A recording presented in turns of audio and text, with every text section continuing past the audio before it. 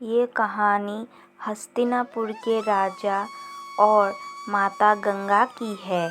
बहुत पुरानी बात है। शांतनु नाम के एक राजा हस्तिनापुर में राज्य करते थे। उन्हें शिकार खेलना अति प्रिय था। एक दिन राजा शांतनु ने नदी के तट पर एक बहुत सुंदर स्त्री को देखा। वह कोई साधारण नारी नहीं थी, बल्कि देवी गंगा थी। परंतु राजा शांतनु इस बात से अनभिज्ञ थे। राजा ने पूछा, हे सुंदरी, आप कौन हैं? मेरी अभिलाषा है कि आप मेरी अर्धांगिनी और रानी का स्थान ग्रहण करें। मैं अपनी संपूर्ण संपत्ति और राज्य आपको दे दूंगा।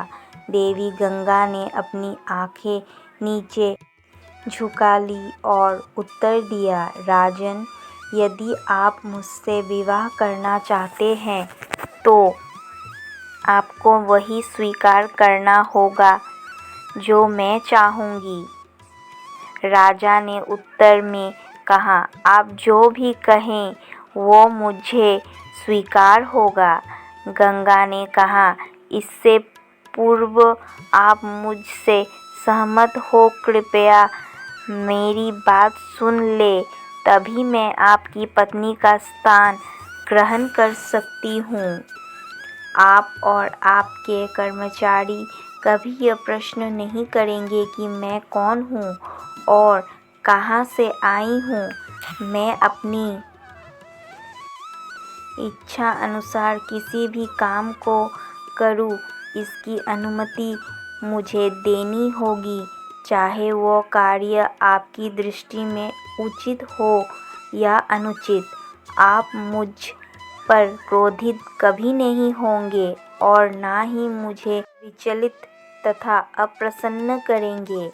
यदि आपने ऐसा किया तो मैं शीघ्र ही आपका त्याग कर दूंगी। राजा शांतनु तुरंत सभी बातों से सहमत हो गए और उनका विवाह हो गया और वो सुखी जीवन भी व्यतीत करने लगे।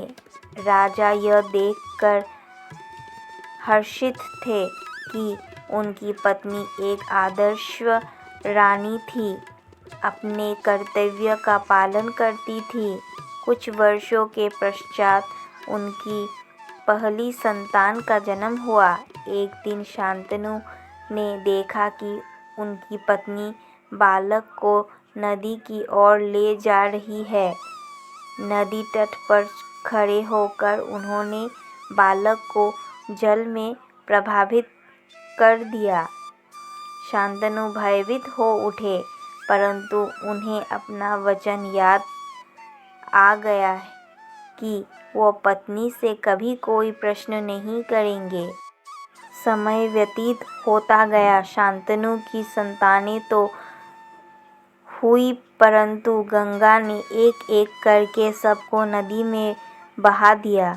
जब 8वीं संतान का जन्म हुआ, तब गंगा उसे भी नदी की ओर ले गई, परंतु इस बार शांतनु के धैर्य की सीमा टूट गई और वो चिल्लाए, रोको, रुक जाओ।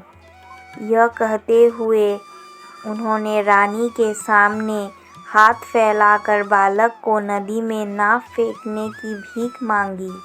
शांतनु अधीर होकर बोले, तुम हर बार हमारे बच्चे को नदी में क्यों फेंक देती हो?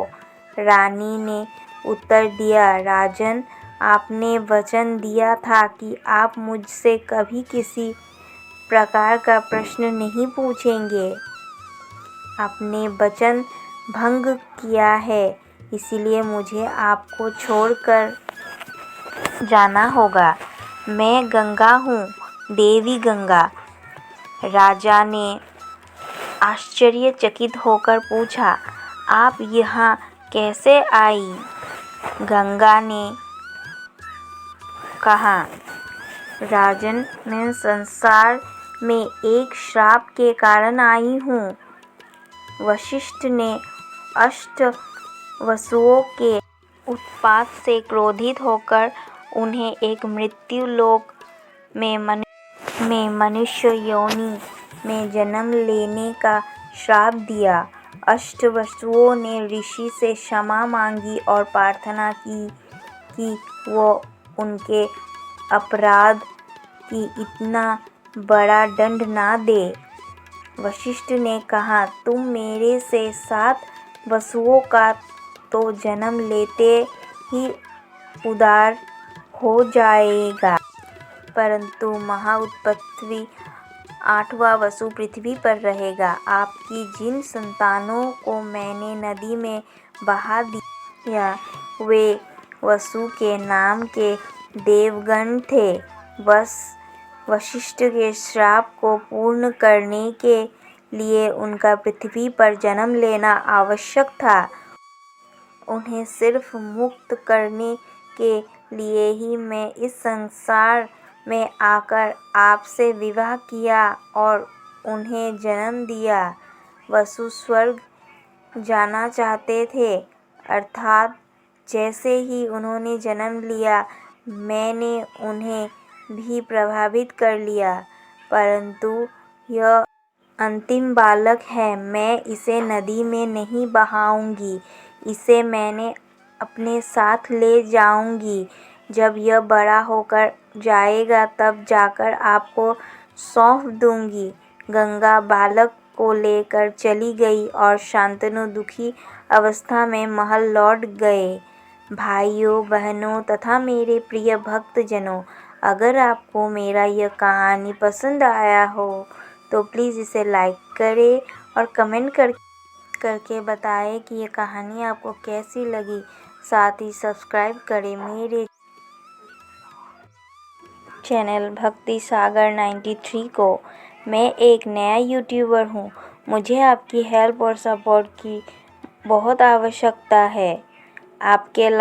अगर आपने अभी तक मेरा चैनल सब्सक्राइब नहीं किया हो तो प्लीज़ इसे सब्सक्राइब करें। मैं आपके लिए ऐसे ही नए कहानी लेकर हर रोज़ आऊँगी। धन्यवाद।